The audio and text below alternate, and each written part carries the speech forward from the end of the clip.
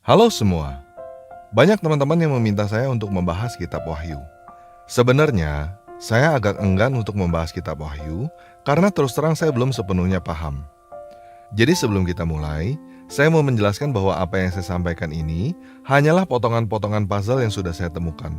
Dan mungkin agak berbeda dari apa yang pernah teman-teman dengar di gereja-gereja.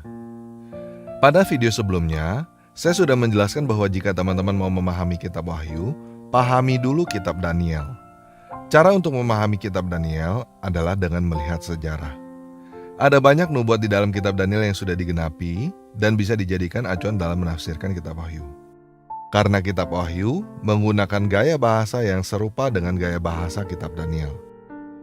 Orang yang mencoba menafsirkan kitab Wahyu tetapi tidak memahami kitab Daniel, bisa saya pastikan penafsirannya keliru. Nah, pada video sebelumnya saya sudah menjelaskan tentang garis besar pengenapan kitab Daniel. Jadi teman-teman yang belum paham kitab Daniel, silakan nonton video tentang pengenapan kitab Daniel dulu sebelum nonton video ini ya. Karena kalau teman-teman belum nonton video itu, nanti teman-teman akan bingung apa yang saya bicarakan. Oke? Jadi, teman-teman yang belum nonton video tentang pengenapan nubuat kitab Daniel, silakan klik link yang keluar sekarang ini ya. Oke, kita mulai aja ya.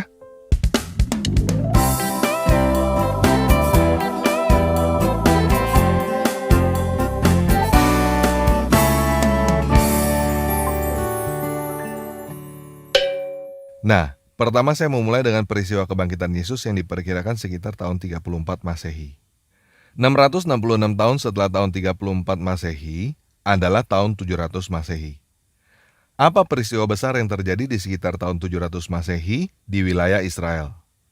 Pada tahun 690-an, di Yerusalem berdiri sebuah bangunan yang disebut Dome of the Rock, atau di dalam bahasa Indonesianya disebut Kubah Batu, yang didirikan oleh Khalifah Abdul Malik bin Marwan yang berkuasa pada tahun 685 sampai 705. Di dalam kubah batu inilah pertama kalinya terdapat bukti arkeologi yang berisikan pernyataan iman fundamental umat Islam. Tulisan di dalam kubah batu itu dimulai dengan tulisan yang menghadap selatan yang memperkenalkan nama Allah. Kemudian, pernyataan bahwa tidak ada dewa selain Allah yang dilanjutkan dengan Allah itu satu dan tidak punya sekutu. Lalu, kata-kata pemujaan kepada Allah. Selanjutnya, terdapat pernyataan bahwa Muhammad adalah utusan dan pembawa pesan dari Allah. Kemudian, di sisi berikutnya terdapat tulisan bahwa Allah dan para malaikatnya memberikan rahmat kepada Muhammad. Lalu terdapat perintah kepada umat muslim untuk berdoa bagi Muhammad dan menghormati Muhammad. Selanjutnya, terdapat tulisan yang ada pada Al-Quran surah 4 ayat 171-172, yaitu peringatan kepada orang-orang buku, maksudnya orang Yahudi dan Kristen, untuk tidak membanggakan agamanya. Pada sisi berikutnya ada tulisan, Isa adalah utusan Allah, kalimat Allah kepada Maria dan roh Allah. Jadi percayalah kepada Allah dan rasul-rasulnya, jangan katakan tiga. Di sisi berikutnya, ada tulisan bahwa Allah hanya satu dewa, terlalu suci untuk mempunyai seorang putra. Lalu, ada klaim bahwa Allah adalah pemilik langit dan bumi dan cukup sebagai penjaga. Dilanjutkan dengan klaim bahwa Mesias dan para malaikat tidak mengeluh menjadi hamba Allah. Yang mengeluh dan sombong akan dikumpulkan kepada Dia. Kemudian mendadak loncat dari Al-Quran surah 4 ayat 171-172 ke Al-Quran surah 19 ayat 33-35 sampai ke sisi berikutnya, yaitu permohonan bahwa Allah memberkati Isa putra Maryam, damai bagi dia pada saat dia lahir, pada saat dia mati, dan pada saat dia dibangkitkan. Pernyataan ini diklaim sebagai kebenaran bagi orang yang ragu, lalu dilanjutkan dengan pernyataan bahwa Allah tidak pantas untuk mengambil seorang putra. Jika Allah mau sesuatu, Dia tinggal katakan jadi, maka jadi. Setelah itu, ada klaim bahwa Allah adalah Tuhanku dan Tuhanmu, dan ditutup dengan ajakan untuk berbakti kepada Allah. Nah, kalau teman-teman perhatikan, teman-teman akan sadar bahwa seluruh isi tulisan yang ada di dalam Dome of the Rock adalah sebuah pernyataan agama yang baru untuk menandingi agama Yahudi dan Kristen. Mulai dari memperkenalkan dewa Allah yang merupakan dewa lain selain Yahweh, meninggikan nabi dewa asing yang bernama Muhammad, memutarbalikkan kata-kata untuk merendahkan Yesus, sampai menyangkal Bapa. Selain membangun Dome of the Rock, yang merupakan prasasti untuk mengislamkan seluruh daerah taklukan, Abdul Malik bin Marwan juga melakukan beberapa hal yang lain, yaitu membuat seluruh wilayah taklukannya menggunakan bahasa Arab dan menggunakan mata uang yang baru. Apa yang dilakukan oleh Abdul Malik bin Marwan ini persis dengan apa yang dilakukan oleh Antiochus IV Epiphanes dari kerajaan Seleucid. Seperti yang saya katakan di video penjelasan nubuatan Daniel, Antiochus IV Epiphanes adalah si pembinasa keji atau si tanduk kecil.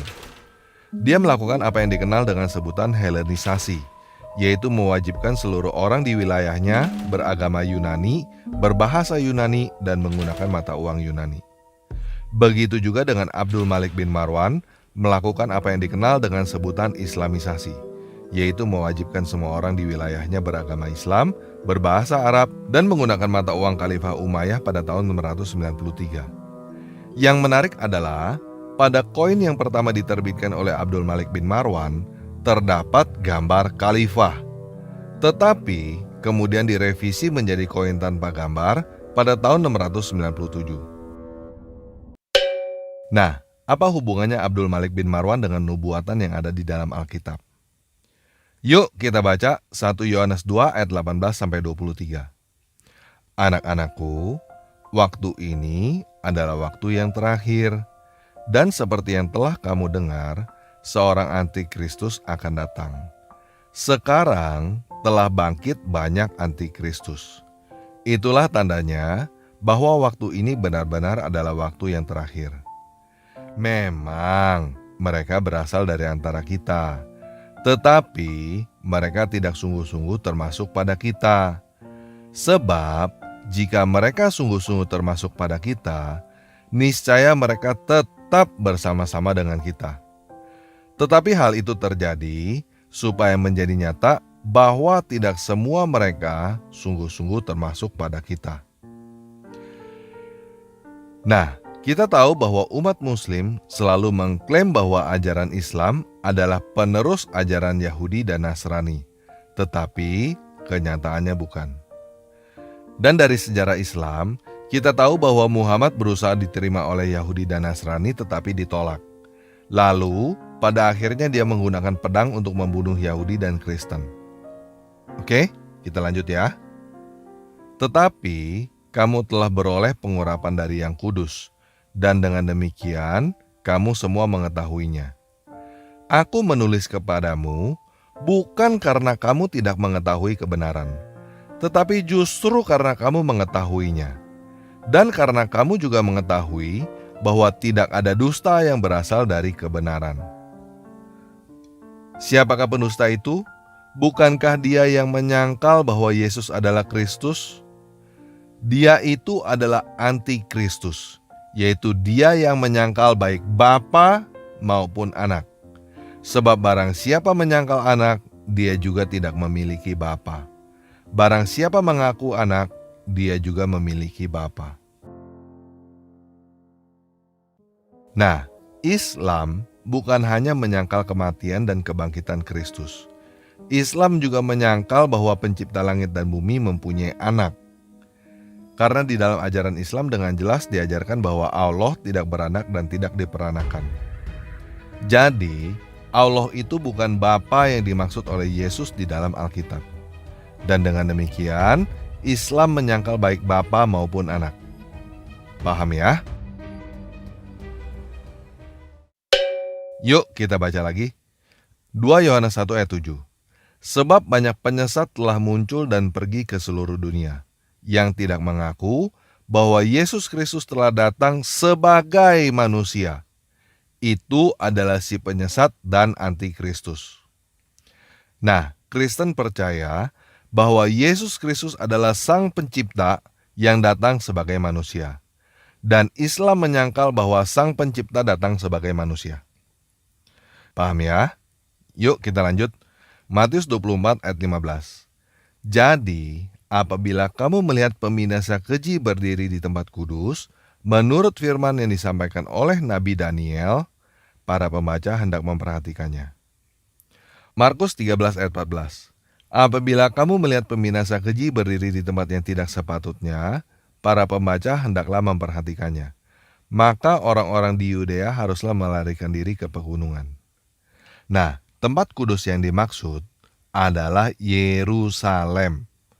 Abdul Malik bin Marwan membuat tempat pemujaan terhadap Dewa Allah di Yerusalem.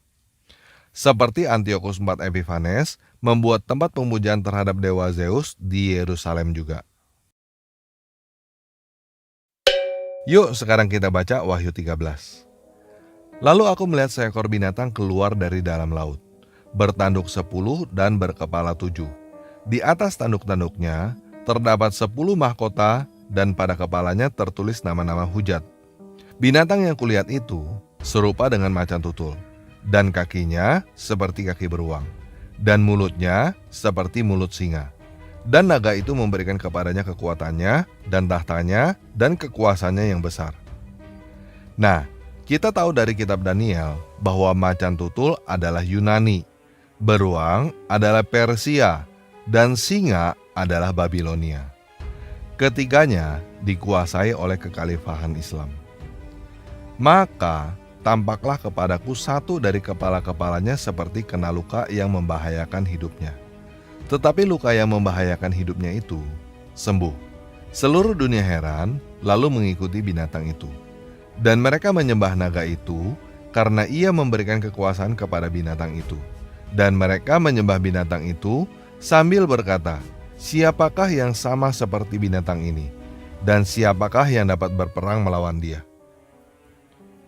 Dan kepada binatang itu diberikan mulut yang penuh kesombongan dan hujat. Kepadanya diberikan juga kuasa untuk melakukannya 42 bulan lamanya. Nah, kita tahu dari sumber-sumber Muslim bahwa Muhammad diracun oleh seorang perempuan dan masih hidup kira-kira 4 tahun setelah diracun. Lalu ia membuka mulutnya untuk menghujat dewa, menghujat namanya dan kemah kediamannya dan semua mereka yang diam di surga. Dan ia diperkenankan untuk berperang melawan orang-orang kudus dan untuk mengalahkan mereka. Dan kepadanya diberikan kuasa atas setiap suku dan umat dan bahasa dan bangsa. Dan semua orang yang diam di atas bumi akan menyembahnya, yaitu setiap orang yang namanya tidak tertulis sejak dunia dijadikan di dalam kitab kehidupan dari anak domba yang telah disembelih. Barang siapa bertelinga, hendaklah ia mendengar. Barang siapa ditentukan untuk ditawan, ia akan ditawan. Barang siapa ditentukan untuk dibunuh dengan pedang, ia harus dibunuh dengan pedang. Yang penting di sini ialah ketabahan dan iman orang-orang kudus. Dan aku melihat seekor binatang lain keluar dari dalam bumi dan bertanduk 2 sama seperti anak domba, dan ia berbicara seperti seekor naga. Nah, setelah Muhammad meninggal, dia digantikan oleh Abu Bakar dengan gelar khalifah.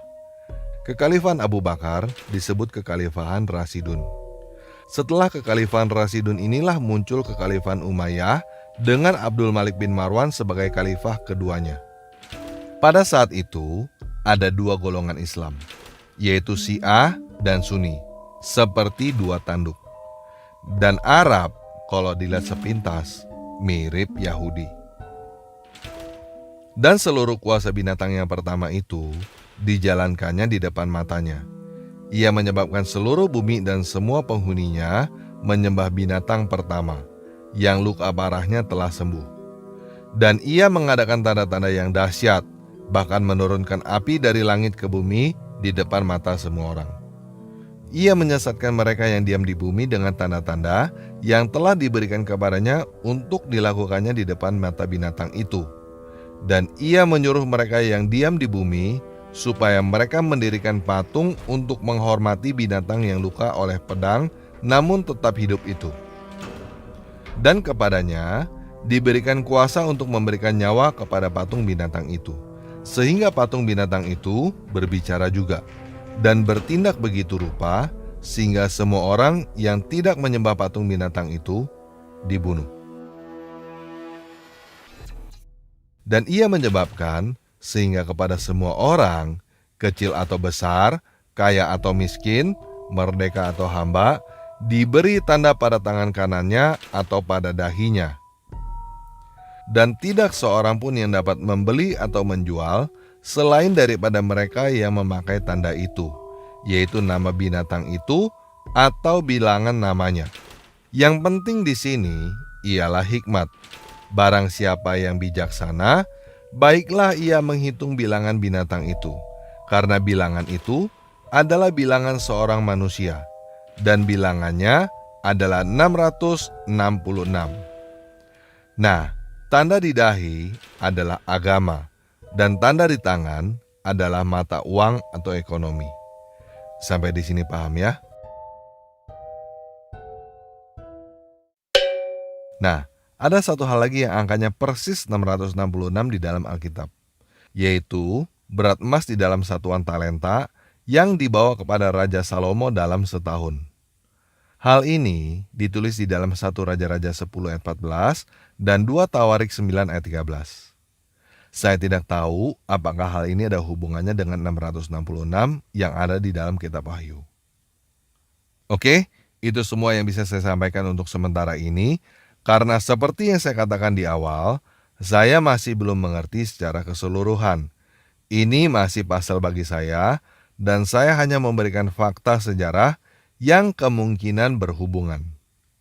Dan sepertinya, saya tidak perlu menjelaskan lagi bahwa Islam adalah agama yang anti dengan Kristen dan Yahudi.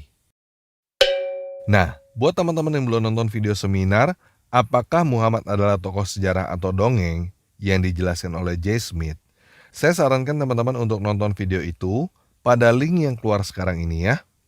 Oke, sekian video kali ini. Yesus Kristus penguasa kita memberkati.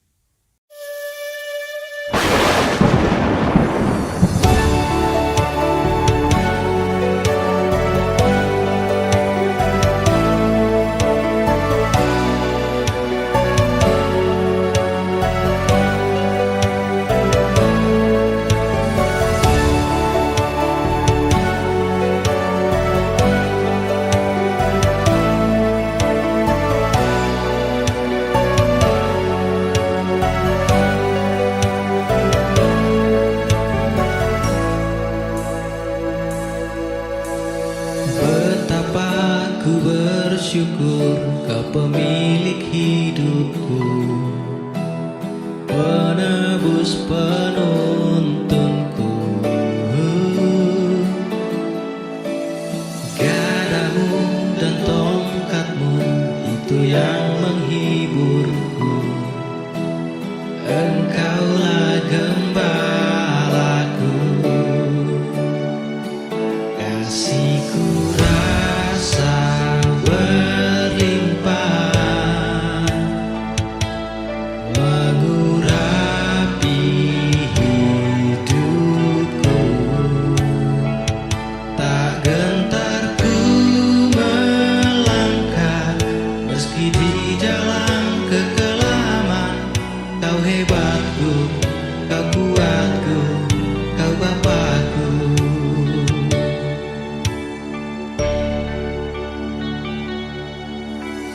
Di setiap malamku berteduh